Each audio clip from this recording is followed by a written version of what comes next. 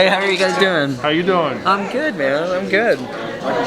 Oh, thank you so much. This is like my one cool guy shirt, and I was like, I'm wearing it. I'm taking it. Good. Yeah, my kids will be happy you said that. You want to introduce yourself? Yes, absolutely. I'm Chris Rogers, and I'm the showrunner of Paper Girls.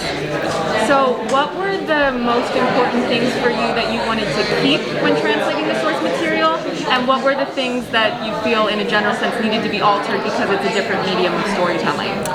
The most important thing to me to keep was the tone, because the comics are, dark at times, and there's bad words, and there's some harder stuff to access. And if they were going to try to water this down and do kind of like a sanitized version of Paper Girls, I didn't want to be a part of it. But pretty quickly, Amazon assured us that's not what they wanted, and that was a huge relief, because I think tone is everything with this show. In terms of what I wanted to slow down, it really was just that whole comic takes place in about 3 or 4 nights, 30 books in 3 or 4 nights, and I thought we wanted to spend longer with Ali Wong or some of these older characters that you get to meet for 3 or 4 pages and have these kind of really consequential interactions with. Maybe we could really kind of blow those out, and then frankly also introduce new characters that are suggested by the comic but they don't get to really spend time with. So I think we just wanted to make the world bigger while also kind of hitting the things that make me a huge fan of the comic. What do you? I'm sorry. What do you think the hardest decision you had to make as one of the showrunners on the show was to make? Oh man, I think it was in casting, because there was some thinking early on of like, are we really going to cast 12-year-olds? Like maybe they should be 16. Maybe we should get like a face that everybody knows, to help sell the show. And to everyone's credit, we were able to kind of get behind, no, let's like try to cast 12 for 12, let's try to pick relative unknowns that just feel right for the characters. And that was like a international search. I mean, we saw literally hundreds of girls for these roles, and that we ended up with the right ones is a miracle, but I really do think we ended up with the right ones. So I think casting was half the show, because in the mouths of other kids, these lines seem kind of silly, and it seems like we're laughing at them. And they need to know how to act too at 12, Yeah. So that's pretty hard to find. But these girls are so effortless in making it real, and then making it them. I mean, they change it in a way that I think makes it feel even more real in some ways than what Brian and Cliff are. Yeah, these girls are incredible. They absolutely have to carry this show. Yeah. When it came to adding Nate's character, for instance, like why him? Like why those characters? Well, we thought there were big opportunities in like characters that are suggested by the show, right? Like Mac's brother is suggested to be this really huge influence on her life. So we were like, let's check in with that guy. In the underground, there's a character named Charlotte in the books that represents the underground. But in kind of setting up the war of it all, we wanted to get to that sooner. And there were a variety of reasons we felt like someone, shall we say, unassuming like Nate might be the right person to choose. And so we were very lucky that an actor of his caliber wanted to take on that role. But it was fun, but it's scary because you don't want to, I don't know, if you're going to add anything new to a thing that's already so loved and so perfect, you don't want it to pull focus. And so I like to think Nate's performance really walks that line in the show.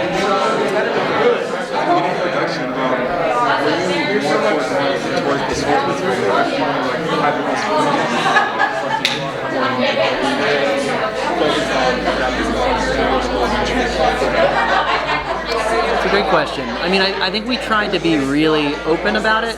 Definitely, anytime we got lost or weren't sure where to go, we went back to the source material. And even if we didn't take the scene exactly as it was, we tried to take the spirit of what it was doing and where it was in the arc of those individual characters. It was our Bible, but at the same time, we thought it would not be fun for fans of it to come to this and just kind of be able to like Wikipedia what happens next.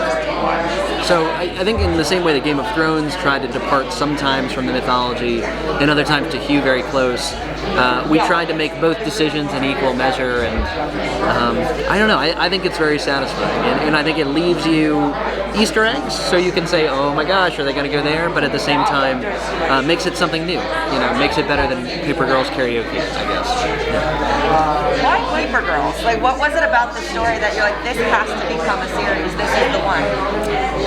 I really recognized in Paper Girls this tone that I'd come to love in aspects of *Halt and Catch Fire*, specifically the Cameron Howe character. I just thought it was real and raw, and if we could get it right, we haven't seen actors of this age do material in this depth. Stranger Things is a show I also really love, but I don't think it tries to go to these difficult emotional places, and so I don't know. There was part of me that was just like, is it possible? I was also a huge fan. I didn't want someone to do it wrong.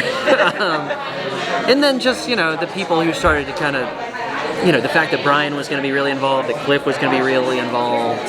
The right people were kind of signaling that this was going to be done the right way, and you want to choose the projects that scare you, and this one certainly did. What do you think it is about time travel that makes it such an appealing theme that we always have to come back to? I mean, I just think because it's so in all of us to feel that. Because I think at the center of this is, what is the distance between who I hope to be and who I became, and do I remember it as it really was, or have I changed it, and would I really do things different? I think we all have our own kind of private answers to those questions, and so that'll always be fun to engage with. And then it was also fun on this show to just know that there's this wealth of time travel movies and films that are out there. We're not doing it for the first time, and so it lets you be a little less precious or self-serious, which I think is kind of the way to treat time travel, to have the girls talk about it in terms of Terminator or Back to the Future, because those would be the things that are available to them at that time, and so that's certainly how I learned about it. So Adina is fabulous and ferocious on this show. Yeah. So do you want to talk a bit about not only casting her, but was a lot of how she, conducts herself on the show, was that a lot from the script, or was she making her own choices to really take it to that higher level? She certainly made the character her own. The character Adina is playing, Prioress, is kind of a combination of two characters from the graphic novel, Cardinal and Prioress. And I think when we gave her kind of like what we felt like was the backstory of this character, or where we thought this character might go, she came in with a lot of great ideas, and we just tried to say yes. I had loved Adina from past performances, and so that she was even willing to come in and do this was a dream. But yeah, the character is hers now, and I think for the better.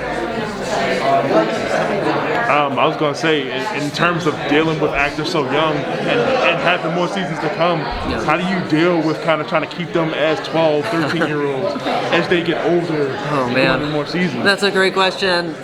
Yes, it is crazy. I mean, I will say the actress who plays Erin, we did some reshoots at the end, of scenes that appear in the first episode, and I think she was a couple inches taller. It changed the whole eye line. So the fact that these girls are going to age before our eyes in real time is part of this show, and I think the story will try to account for it. I think that's the only thing you can do. But I also think it's like what makes it honest. Is we try to interview them about their experiences. Does this feel true to you? And hopefully it doesn't create too many continuity errors when we come back. It's time travel. It's all continuity. Yeah, boy. I mean, we're gonna be in Paper Girls 10, and they're gonna be 30. But yeah, so far so good. Well, they got to sit for 7 more years. Yeah. So some of my favorite scenes of the series are them meeting their selves, their older selves. I haven't read the comics, so for those who have, is there any major differences in those moments or who they've become? I think we reserve the right for there to be some major differences. Obviously we've kind of revealed Erin's story in the first season, and we've hinted at KJ's, but I think there's farther to go with all of those. In that, I think that is one of the opportunities the show has that the comic had to go through more quickly. So if we're going to go through the trouble of casting these wonderful actors, asking these hard questions, why wouldn't we kind of sit down in that and do a more full expression of it? Do you have a particular number of seasons you'd like to do, ideally of the correct amount, to not do too much but get to do what you want to say? Yeah, you don't want to stay too long. So, I think if we were getting into season 5, we'd have to have a really good reason for me. But I've always kind of thought maybe a number of seasons that equals the number of girls, in a way. Not that it has to rigidly be this is this girl's season, but that's always been a little bit of a guiding thought. Thank you so much. I think they're swapping. Thank you so much. Pleasure. Oh my gosh, and now you get Brian and Cliff, which is a treat. A treat.